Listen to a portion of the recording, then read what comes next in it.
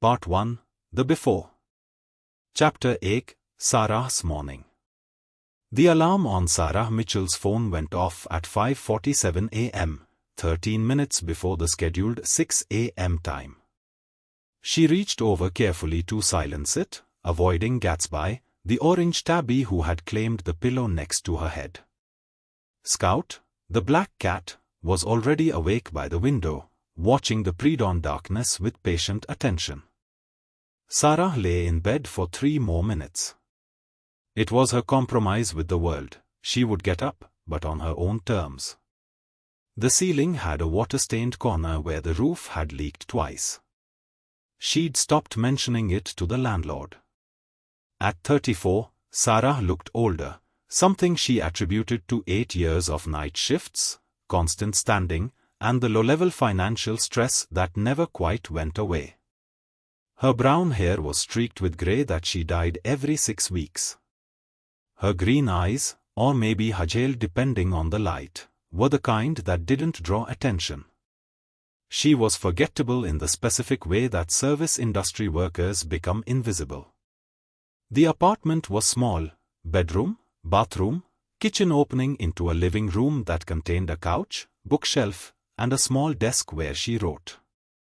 The rent was $1,200 a month. Her take-home from the Sterling Steakhouse averaged $3,800. Her mother's medical expenses ran $800 monthly. Car payment, $250. Utilities, food, gas, student loan minimums, it all added up to careful arithmetic that left approximately $400 monthly for emergencies. She'd been running this same calculation for 8 years. Sarah showered using reluctant, cool water. She made coffee in a French press that had been a gift from her ex-fiancé David, years ago, before he decided that Sarah's life trajectory wasn't compatible with his. She'd kept the press not out of sentiment, but because it made good coffee and she'd never replaced it. By 7:15 a.m., she was ready to leave for work. Chapter 2, The Sterling and its Hierarchies. The Sterling Steakhouse occupied the 47th floor of the Meridian Tower, with floor-to-ceiling windows overlooking the city and river. On clear days, you could see 30 miles in every direction. The restaurant had been featured in national food magazines. The head chef had won awards. The wine list had been curated by a sommelier who consulted to restaurants nationwide. Sarah had worked there for 8 years. The restaurant existed in a specific ecosystem. At the top were the owners, 2 wealthy brothers who appeared perhaps once monthly. Below them were managers responsible for daily operations and bearing the weight of every complaint. Below them were servers, categorized by experience, senior servers who worked prime tables and made the most money, mid-tier servers, and junior servers. Sarah existed in a liminal space. She was too senior to accept difficult tables without frustration, but not senior or connected enough to secure the best shifts consistently. She was reliable, which meant managers could count on her but also meant she wasn't particularly valued. She showed up, did her job well, never called in sick, never complained. She was, in the specific language of service industry management, solid. Sarah was a good server. She remembered orders without writing them down. She could read a table's mood, which couples wanted to be left alone, which wanted conversation. She never rushed the elderly. She sensed when someone was about to order another drink and was there with the bottle before they'd finished the thought. She was the kind of invisible that guests didn't notice until they realized they wanted for nothing. On Tuesday mornings, the setup was the same: arrive before opening, walk through each section checking table settings, fill water glasses with the right amount, not too much, which suggested sloppiness, not too little, which suggested cheapness. Check that bread plates were warming. Check that menus were clean. Check that her station was ready. By 3:30 p.m., Sarah had been working 7 hours. She'd served approximately 40 people, carried perhaps 200 plates, walked approximately 12 miles. Her feet hurt. Her back hurt. The small of her spine had that specific ache from standing in one position too long, favoring one leg because of a slight problem she'd never gotten diagnosed. By 4 p.m., Sarah was taking her 15-minute break. She sat in the employee break room and ate the sandwich she'd brought from home, turkey and avocado from the grocery store. She checked her phone. A text from her mother, "How was your day?" "Love you." She texted back, "Day was good. Have some difficult tables but also some nice ones. I'm taking you to your doctor appointment on Saturday, right?" She didn't know that Victoria Hammond had been in her restaurant. Chapter 13, Victoria Hammond's World. Victoria Hammond had been up since 4:30 a.m., as she was every day. She'd run 5 miles on her treadmill while reading emails on her tablet. She'd showered, dressed in a tailored charcoal suit that cost more than Sarah made in 2 weeks, and eaten a breakfast of egg whites and spinach. At 52, Victoria was in her physical prime, trained with a personal fitness coach 4 times weekly, saw a dermatologist monthly, had dental work done by a specialist. She'd never been particularly beautiful, but she'd learned to project confidence that made beauty irrelevant. She commanded rooms. Victoria Hammond was the CEO of Hammond Technologies, a company her father had founded in 1987 and that she had transformed, since taking over in 2008, into a powerhouse in cloud computing and data analytics. The company was worth $340 million. She personally was worth approximately $85 million. Ileana, her daughter, was 8. Ileana's father was a colleague from business school. When Victoria had gotten pregnant, they'd had a practical conversation about whether they wanted to marry. They didn't. But they both wanted Ileana. The arrangement had worked better than most marriages. On Tuesday morning, Victoria's childcare situation had fallen apart. The nanny, Maria, called in sick at 7 a.m. with a migraine. The backup childcare agency couldn't send someone until afternoon. Ileana's school had a half-day. Victoria had a critical meeting at 11:30 a.m. with a potential investor. She'd decided to bring Ileana to the restaurant. The Sterling was appropriate for business, and Ileana was well-behaved. She could do homework or draw while Victoria conducted business. She'd called ahead to tell the restaurant she was bringing her daughter. The information had been noted in the reservation system. Chapter 4, The Dog. The dog's name had been Bruno once. The man who owned him had named him that when Bruno was a puppy, bought from a backyard breeder for $300.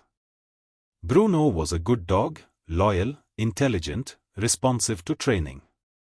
For 3 years, Bruno had a home. Then the man had gotten divorced. His new girlfriend didn't want the animal. The man had moved into an apartment that didn't allow dogs. He'd meant to find Bruno a good home. He'd meant to call rescue organizations. He'd meant to do the right thing. Instead, he'd left Bruno chained to a tree in the backyard of a rental property he owned, with a doghouse and a water ball, intending to deal with it later. That had been 6 months ago. Neighbors had called animal control several times. Each time, animal control had shown up to find a dog that was technically being fed, technically had shelter, technically had water. Without evidence of immediate starvation, they couldn't remove the dog. They left warnings and moved on. Bruno had spent 6 months deteriorating. His coat had become matted. His ribs had become visible. He'd stopped barking because barking took energy he didn't have. On Tuesday morning, a new neighbor had moved in next door and called animal control again, with more vehement descriptions. Jennifer Torres, an animal control officer who would worked in the field for 11 years, had arrived to find Bruno barely conscious, severely dehydrated, clearly suffering. She'd made the decision to remove him, cut the chain, and put him in the truck to take him to the shelter. Bruno, terrified, had jumped out of the truck and run. Jennifer had chased him, but he was faster, driven by the primal desperation of a frightened animal. She'd called for backup and contacted the shelter.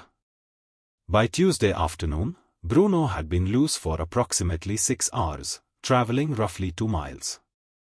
He was near the Meridian Tower, wandering through carefully manicured grounds of the business district, avoiding people but drawn to any scent of food. He was starving. He was terrified. He was dangerous not by intention but by circumstance. He was about to intersect with Sarah Mitchell and Victoria Hammond in a way that none of them could anticipate. Chapter 5.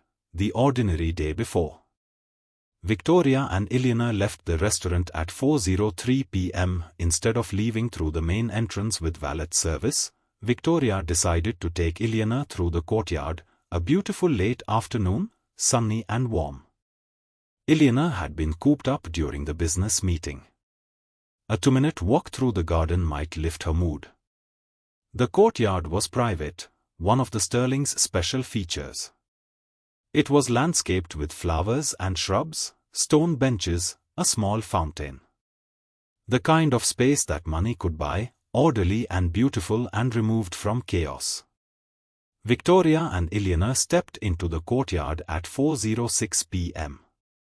At the exact same moment, Bruno came through the courtyard gate. The gate was supposed to be locked. It wasn't.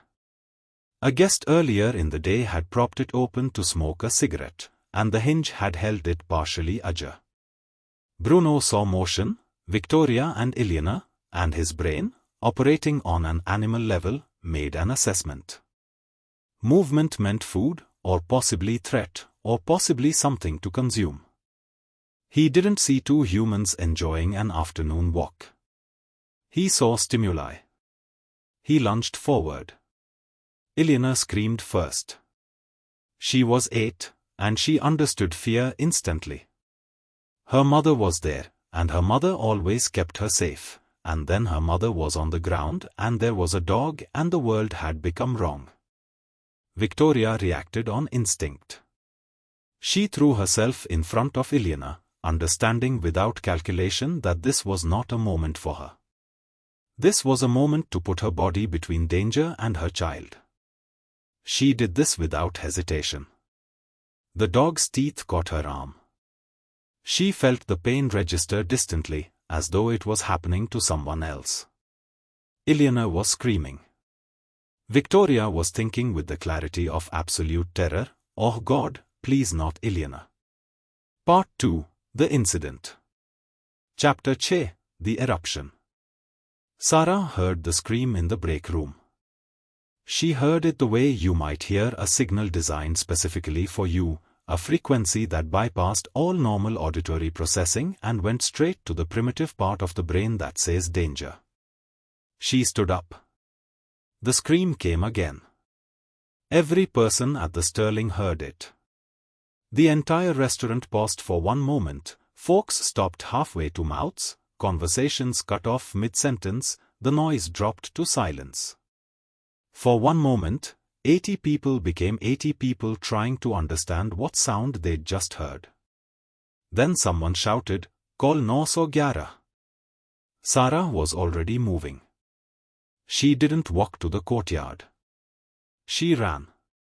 Later, security footage would show her in fast-forward, Sarah dropping her sandwich on the break room table, moving through the kitchen, pushing through the back door to the courtyard. 5 seconds of movement, maybe 6. What Sarah saw when she got to the courtyard was a German Shepherd mix, lean and wild-eyed, on top of a woman in a charcoal suit. The woman had her arms wrapped around a small girl, shielding the girl with her body. The dog was snarling, its teeth at the woman's arm, and the woman was not screaming anymore. She had moved past screaming into a mode beyond pain, into pure protection. Sarah's brain processed this in milliseconds. The dog had attention on the woman. If she screamed, the dog might turn its attention to her and away from the child. If she ran at the dog, she might distract it.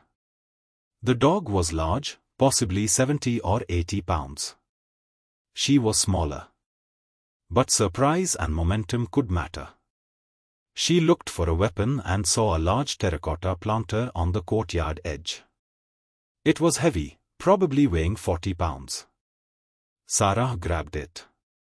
The world had narrowed to three things: the dog, the woman, and the child. Everything else had ceased to exist. Every rational thought about risk and consequences had been overridden by something older and more fundamental, the categorical imperative that said the child must be safe. She threw the planter. The pot flew awkwardly and missed the dog's head but struck it in the shoulder and face. The crash of breaking terracotta shocked the dog into turning. That was the moment. That was the split-second window when every possible outcome hung in balance. The dog saw Sarah. It reacted by lunging toward her instead. Victoria, in that instant, pulled Ileana backward and away. She was bleeding. Her arm was punctured and torn. She couldn't see how badly. Pain in a moment of absolute adrenaline is abstract, but she knew she was hurt. She didn't care. Ileana was moving away from the dog. Ileana was safe, or was safer. Sarah, for her part, had the dog's full attention now. What happened next happened in approximately 4 seconds. Sarah grabbed the dog's collar. The dog weighed approximately 80 pounds. It was in a state of complete stress activation. The natural thing would be for the dog to throw her off, to turn and bite the hand on its collar. But Sarah had grown up with dogs. Her father had raised German shepherds for search and rescue work. Sarah had watched her father handle dogs in states of distress. She understood the leverage points, the confidence needed, the specific way you held a collar. She found the exact spot where she needed to grip, under the collar, where her fingers could press into the sensitive nerve points. She held on with strength born from pure panic and adrenaline, strength she didn't know she possessed. The dog twisted and snarled and tried to throw her, but she held. She was thinking, or not thinking, but somehow knowing, if I let go, he attacks the child. If I let go, he attacks the woman. I don't let go. People were coming now. Marco, the restaurant's head chef, was running with a service towel wound around his hand. 2 other servers were behind him. Marcus the busser was there, looking terrified. Get rope. Sarah heard herself yelling. Get rope or blankets or something. Marco put the service towel over the dog's face, a technique for handling panicked dogs that Marco knew from his childhood. Sometimes, reducing what a dog could see reduced its aggression. The dog's thrashing lessened marginally. Sarah held on. Someone appeared with an extension cord. Someone else was on the phone with 911. Someone else was going to the woman and the child, asking if they were okay. It took 43 seconds from the moment Bruno turned toward Sarah until animal control arrived. Jennifer Torres, the same animal control officer who would try to rescue Bruno that morning, now responding to a 911 call about an aggressive dog, moved with the efficiency of someone who had done this before. She had a tranquilizer gun. She approached carefully, very carefully, with the skill of someone who understood that her approach could either calm or escalate the situation. I got it, she said to Sarah. Not let go, not step away, but I got it. A promise. Sarah held for 3 more seconds, 3 seconds where the only thing that existed was her grip and the dog and the knowledge that if she released too soon, everything could go wrong. Then she released. Jennifer moved in with practiced efficiency and administered the tranquilizer.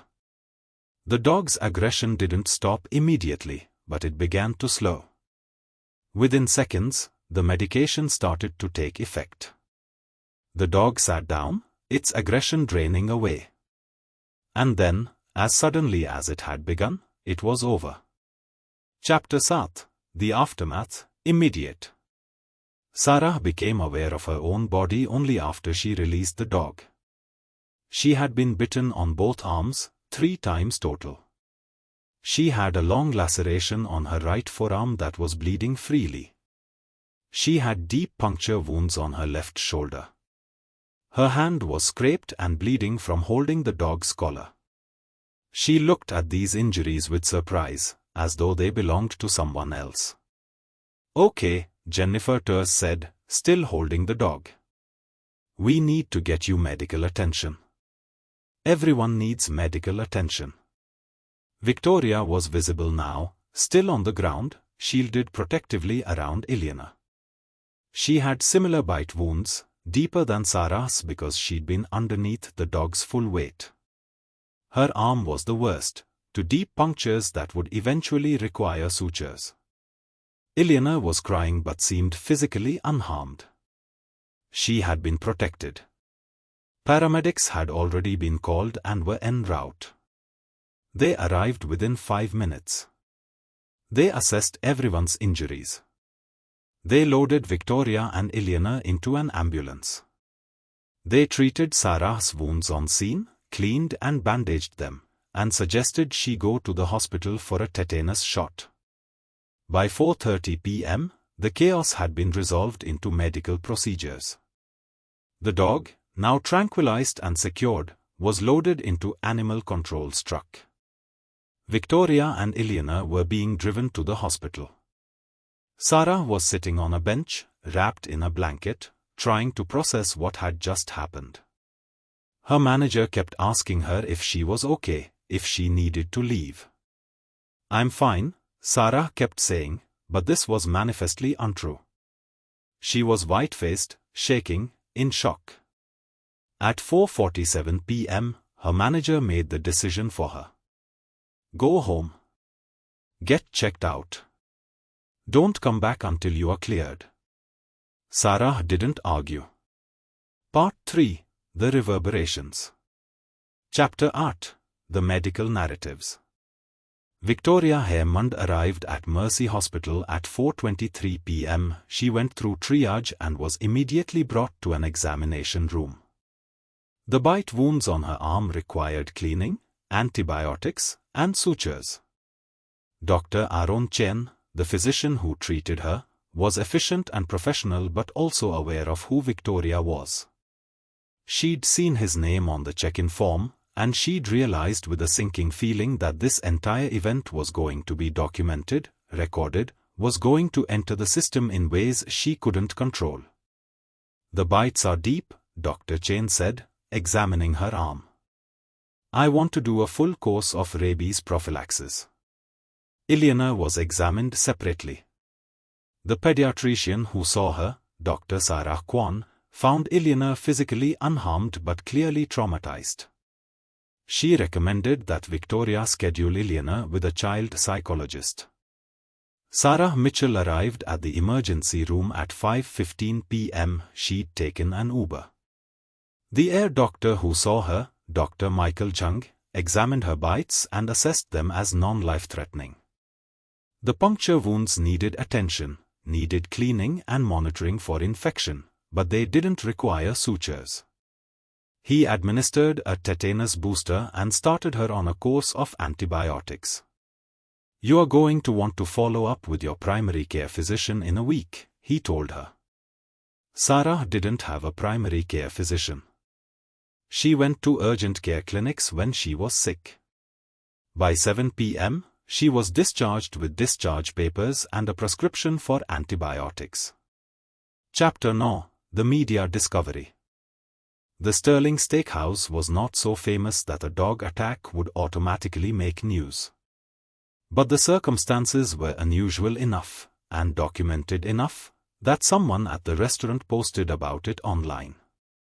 It was Marcus, the busser, who had taken a photo of the courtyard after the paramedics left, after the blood had been hosed down. He'd posted it to Instagram with the caption, "Insane day at work. Dog attacked someone in the courtyard. Woman who works here saved the kid.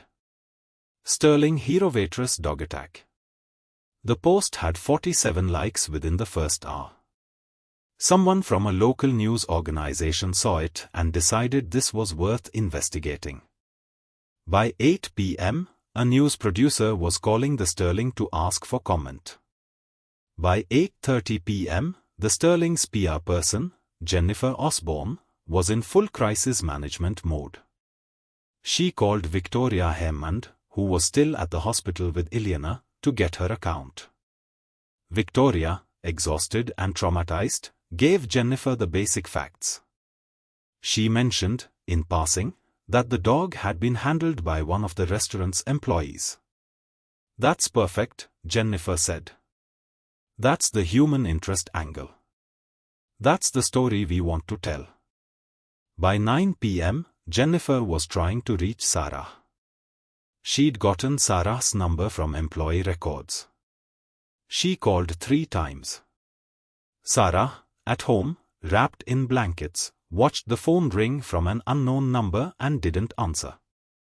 Jennifer left a voicemail asking Sarah to call back to discuss how to tell this story in the best possible way. Sarah didn't call back that night. Chapter thus, The Wednesday Awakening. Sarah woke on Wednesday morning to find 87 text messages from unknown numbers.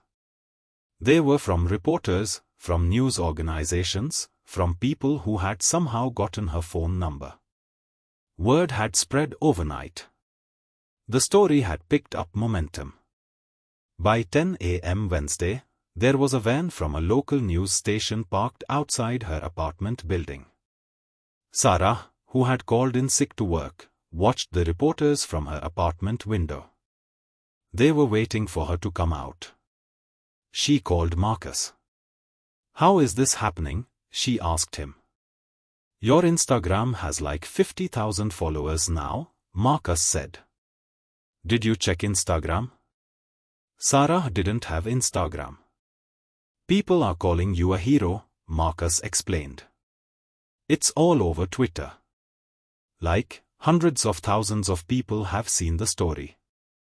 Sarah got offline and closed all the curtains in her apartment. By noon Wednesday, her story had been picked up by national media. CNN had run a segment. The story had spread to Reddit, where thousands of people were discussing it. Hashtags had been created: Hero Waitress, Dog Attack Rescue, Courage in Action. Sarah's driver's license photo was being shared across the internet. She was, by Wednesday afternoon, famous. She hadn't wanted fame. She'd only done what seemed necessary. Chapter 11, Victoria's Perspective. Victoria Hammond was having a different experience of the same event. Victoria, who had lived her entire adult life in public, understood the machinery of publicity and image management. She'd called her team. She'd called her publicist. She'd carefully managed what information was released and how it would be framed. She was not the victim in this story, she decided. She was the mother who had protected her child. Sarah was the hero. By centering Sarah in the narrative, Victoria could frame herself as grateful but capable. By Wednesday evening, Victoria had called the Sterling's owner and offered a substantial donation, $50,000, to be used for employee recognition and support. She'd specifically requested that a portion of it be used to support Sarah. She'd also instructed her attorneys to look into what had happened with the dog. Where had it come from? How had it gotten loose? What was her own legal position? Ileana, meanwhile, was having nightmares. She'd woken up Wednesday morning screaming at 3 a.m., convinced that the dog was in the house. Victoria had held her and rocked her. "It's over," Victoria had whispered. "You are safe. The woman saved us." "The lady with the red hair?" Ileana had asked. "Yes," Victoria said. "Her name is Sarah. She's a very brave woman." Chapter 12, Bruno's Story. The dog spent Wednesday recovering from sedation at the city animal shelter. Jennifer Torres was writing her report. She traced the dog's ownership, a man named Robert Caldwell who lived in a different city now, who would abandon the dog 6 months ago. She was working with the prosecutor's office to determine whether animal cruelty charges would be filed. She was also investigating whether the dog was a danger to the community, whether it should be euthanized, or whether it could be rehabilitated. The narrative around the dog was also being shaped by media. Some outlets ran headlines like "Vicious dog attacks in upscale restaurant." Others were more sympathetic: "Abandoned dog breaks chain after 6 months of neglect, kills no one thanks to Waitress's heroism." The truth was more complicated. Bruno wasn't vicious. He was a scared, neglected animal who had been put in a situation where his only option was to be aggressive. He was a victim of human cruelty, and also dangerous because of that cruelty. Part 4, The Transformation. Chapter 13, The Reckoning. On Thursday morning, Sarah agreed to a meeting with Victoria Hammond. They met at a coffee shop, Neutral Territory. Victoria arrived early and was already seated when Sarah walked in. Sarah recognized her only because she'd seen her picture in news reports. In person, Victoria was smaller than she'd appeared in those moments in the courtyard. She was also exhausted. "Thank you," Victoria said immediately. "I don't have enough words, but thank you." Sarah sat down. "Ileana," she asked. "Is she okay?" "Physically, yes," Victoria said. "Emotionally, we're working on it. She had nightmares Wednesday night. My therapist recommended we find someone who specializes in childhood trauma." Victoria pulled out a folder. "I've been thinking about this since Wednesday," she said. "I don't know what you want from your life. I don't know what your goals are, what you've always wanted to do. But I have resources, and I'd like to use them to help you. I can offer you a substantial financial settlement. I can offer recommendations for your next job. I can offer whatever support you need." "I don't need money," Sarah said, but she was lying. Of course she needed money. "I think you do," Victoria said gently. "I think you've been struggling, and I think you've been okay with that because you are someone who accepts struggle. But you don't have to. Let me help you." Sarah looked at this woman across the table, this CEO, this mother, and understood that Victoria was offering her something that very few people ever offered: the chance to change the trajectory of her life. Chapter 14, The Scholarship Fund. 3 weeks after the incident, Victoria announced the establishment of the Patricia Mitchell Memorial Scholarship Fund. Patricia Mitchell was Sarah's mother, a woman who had never made the news, a woman who had worked for 30 years at a community health center helping low-income families navigate healthcare. Victoria had learned about Patricia through Sarah, and she'd realized that the real heroism wasn't unique to Sarah. It was a characteristic of an entire category of worker who was largely invisible: the women and men who worked low-wage jobs, supported families, contributed to their communities. The fund would provide $50,000 per year for 5 years to workers in the service industry, healthcare, childcare, and other low-wage sectors who wanted to pursue education, creative careers, or business opportunities. Sarah, who was mentioned prominently in the announcement, felt conflicted. She was grateful to Victoria, but she was also unsure about being the symbol for something she didn't fully understand. "I'm not special," she'd said to a reporter. "I just did what anyone would do." "That's the point," the reporter had said. "You are suggesting that heroism isn't exceptional, it's normal. That if everyone acted like you did, the world would be different." Sarah hadn't thought about it that way before. Chapter 15. The narrative shifts. Over the following weeks, the story evolved. The initial narrative, heroic waitress saves CEO's daughter from vicious dog, shifted into something more complex.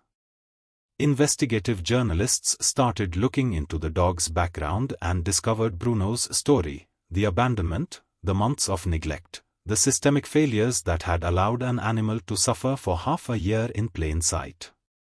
The story became less about a heroic individual and more about structural failures in animal welfare, about enforcement of animal cruelty laws, about the invisible suffering that happens in urban areas. Bruno's story also became a story about rehabilitation and recovery. The dog spent 8 weeks at a specialized facility for trauma-affected animals. He was slowly introduced to human contact, to food, to the experience of being cared for. By week 12, Bruno was adopted by a retired police officer named James Martinez who had volunteered at the shelter. Chapter 16. What Sarah did with the opportunity. Victoria's offer had included several components. The financial settlement, a one-time payment of $75,000, which Sarah eventually came to accept, understanding that it wasn't weakness or greed. It was Victoria's way of acknowledging the value of her actions.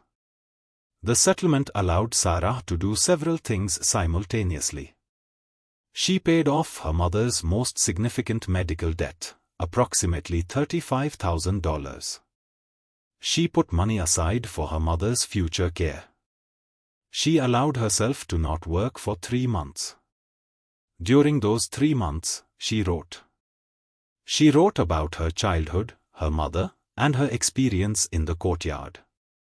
She struggled with how to make that experience comprehensible to people who hadn't lived it. She wrote about service industry work, about the invisibility and the quiet heroism of showing up every day. She'd submitted a story to the New Yorker. They'd rejected it, but the rejection had included comments from an editor. "There's real power here. The emotional truth is visceral. Consider revising and resubmitting." She also enrolled in community college. She was taking classes toward a social work degree. By month 6 after the incident, Sarah had a clear sense of the life she wanted to build. She wanted to work with families in crisis. She wanted to continue writing. She wanted to support her mother. She wasn't using the incident as a launchpad for fame. She'd turned down several book deals, a podcast appearance, and a movie producer's inquiry about optioning her story. Chapter 17. Victoria's Reckoning. Victoria Hammond, meanwhile, was having her own reckoning with what the incident meant. She'd realized that she'd been running so hard, achieving so much, building a company and a position of power, that she'd sometimes forgotten why. She'd forgotten that Elena mattered more than any business deal. She'd forgotten that Sarah mattered, that the people who worked for her deserved to be seen and valued and supported. She'd thought a lot about privilege in those months, about how she had resources that Sarah didn't, about how she'd been protected and taught that her body and interests mattered. Sarah had been taught something different, that her body might need to be sacrificed for others' benefit. Victoria had used her position to start changing some of these dynamics within her own company. She'd instituted a program to provide childcare support for employees. She'd started offering educational support to lower-wage workers. She'd raised wages across the company, understanding that underpaying people depended on people like Sarah, who accepted unfairness and kept showing up anyway. Chapter 18. Eleanor's Healing. Eleanor had been 5 months in therapy with Dr. Lisa Chen, a child psychologist who specialized in trauma. At first, Eleanor had struggled with nightmares and with a fear of dogs that went beyond reasonable caution. By month 3, she was sleeping through the night most nights. By month 5, she'd been to a petting zoo and had calmly observed the animals without anxiety. She'd talked a lot about Sarah in therapy. She understood that Sarah had saved her. She'd asked her mother multiple times if they could see Sarah again. Victoria had arranged a meeting. Eleanor had given Sarah a drawing she'd made, a picture of the courtyard with a figure in red, representing Sarah's red hair, and a figure in blue, representing Victoria, protecting a small figure in the center, Eleanor. "Thank you for saving me," Eleanor had said, looking Sarah directly in the eye with the unself-consciousness of an 8-year-old who had been given clear language for what had happened. Sarah had cried, though she'd tried not to. She'd hugged Eleanor, and Eleanor had hugged her back.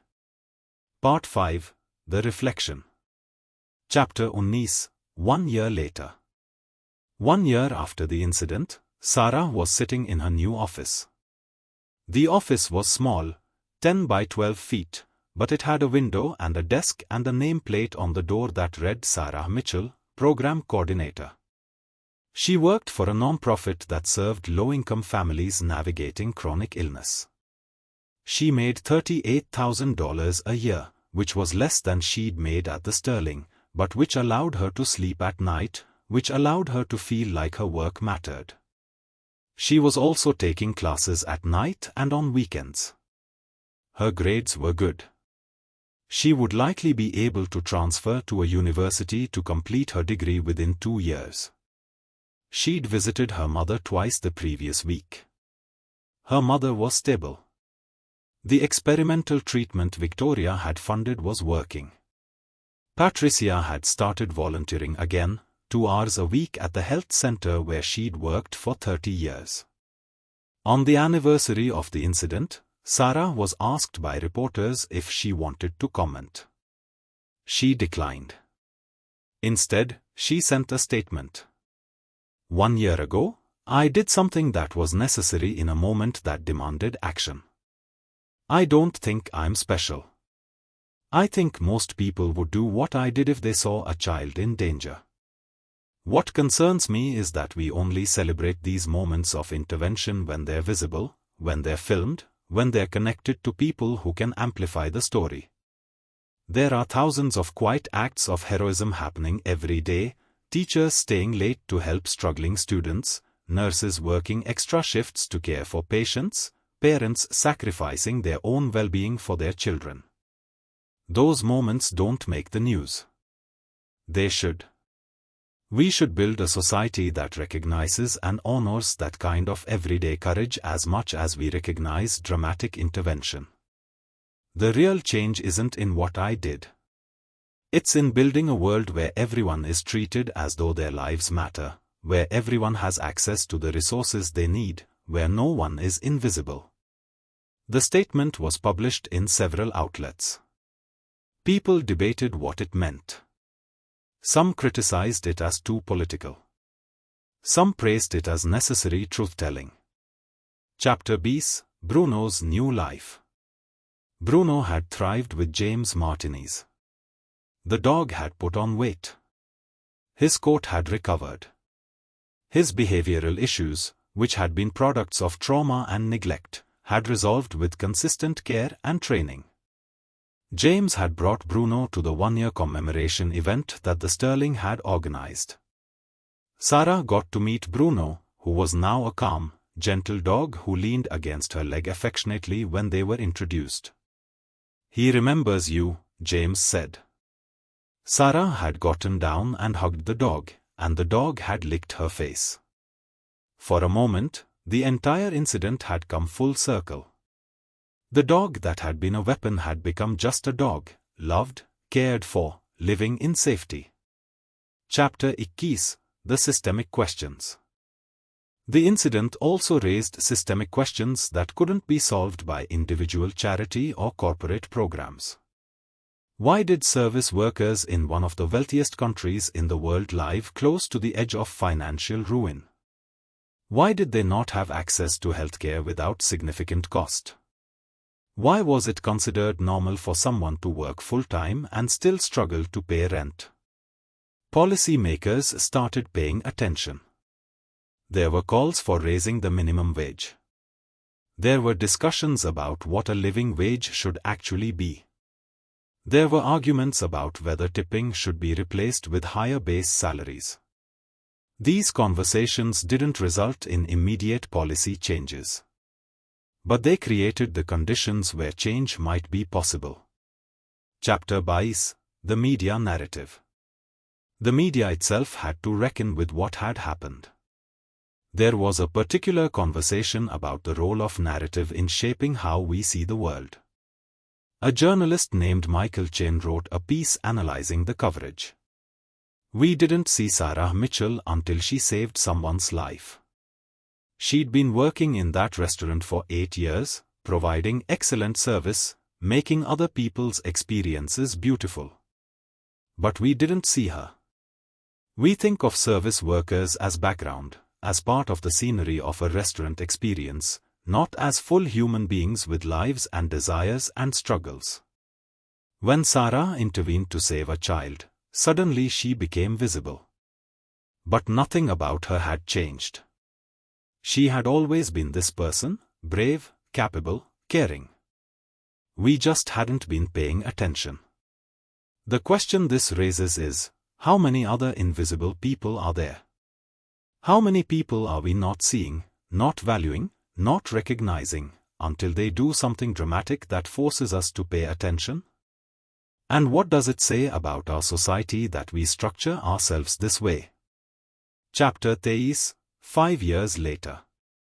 5 years after the incident, Sarah Mitchell was working as a licensed clinical social worker. She'd completed her degree, done her graduate coursework, and earned her certification. She worked with families experiencing chronic illness, helping them navigate healthcare systems, connecting them with resources. She'd also published 2 more stories in literary journals. She wasn't famous as a writer, would probably never be famous, but she was building a reputation as someone with something meaningful to say. She'd bought an apartment. She'd paid off all her student loans. She'd created a life that was stable and meaningful. She still wasn't wealthy, but she had security in a way that she hadn't had before. Her mother had passed away 2 years after the incident. It had been sudden, a blood clot that no one had anticipated. Sarah had grieved, had worked through it with a therapist, and had eventually found that she could think about her mother with love and gratitude rather than just sadness. Eleanor Hammond was now 13. She'd asked Sarah to speak at her school about bravery and what it meant to be courageous. Sarah had done so, trying to explain to teenagers that courage wasn't necessarily about dramatic moments, that it was also about showing up, about caring for people even when it was hard, about doing the right thing even when no one was watching. Eleanor had written Sarah a thank you note afterward, and they'd continued to stay in touch. Bruno had lived a full and happy life with James Martinez. He'd passed away at the age of 12, which was a good long life for a dog, and he'd been loved for all of it. Victoria Hammond had continued to expand her social impact initiatives. The scholarship fund was now funding over 100 people per year. Her company had become something of a model for corporate social responsibility. Chapter 24: The Deeper Impact. The incident had become a kind of touchstone in conversations about labor, value, visibility, and dignity in American society. There were now university courses that used Sarah's story as a case study in understanding labor dynamics. Labor organizers referenced her as an example of what was possible when society chose to value service workers. The city where the incident had occurred had raised its minimum wage 3 times over 5 years, with each increase tied in part to the conversation that had been initiated around the value of service work. Several major corporations had adjusted their wage policies, influenced by the visibility that Sarah's story had generated. It was impossible to say that any of this was directly attributable to the incident in the courtyard. But it seemed clear that the incident had contributed to a cultural shift, a moment where society had been forced to see a service worker and to recognize her value, and from that recognition had grown a broader awareness that the entire system was built in a way that undervalued human labor and human dignity. Chapter 25, Sarah's Final Reflection. 5 years after the incident, Sarah was training newly hired social workers at the non-profit where she worked. She was teaching them about the realities of the lives they would be serving: people living with chronic illness, people struggling with medical debt, people trying to navigate systems that were not built to help them. She was also teaching them about what it meant to see people. She was teaching them that the people who came through their doors were full human beings with stories and capabilities and dreams, not just problems to be solved. She was teaching them that acknowledging someone's humanity, recognizing their strength, seeing them, that was itself a form of care. And she was modeling what she was teaching. She treated every client with dignity. She listened carefully. She helped them access resources, but also helped them understand their own capabilities, their own strength, their own worth. The real work isn't what happened to me, she told a class of social work students. The real work is building a society where no one is invisible, where everyone's work is valued, where everyone has the resources to build a meaningful life. That's systemic work. It requires policy change, cultural change, a fundamental rethinking of who we are and what we value. Conclusion: the meaning of the story. The story of Sarah Mitchell and the dog attack is ultimately a story about visibility and value in a society that often renders certain people invisible. It's a story about what happens when someone is forced to recognize the humanity and capability of a person they might otherwise not see. It's also a story about systemic change, how one moment of visibility can create the conditions for broader conversation and transformation. But most importantly, it's a story about the everyday heroism that goes unrecognized in our society.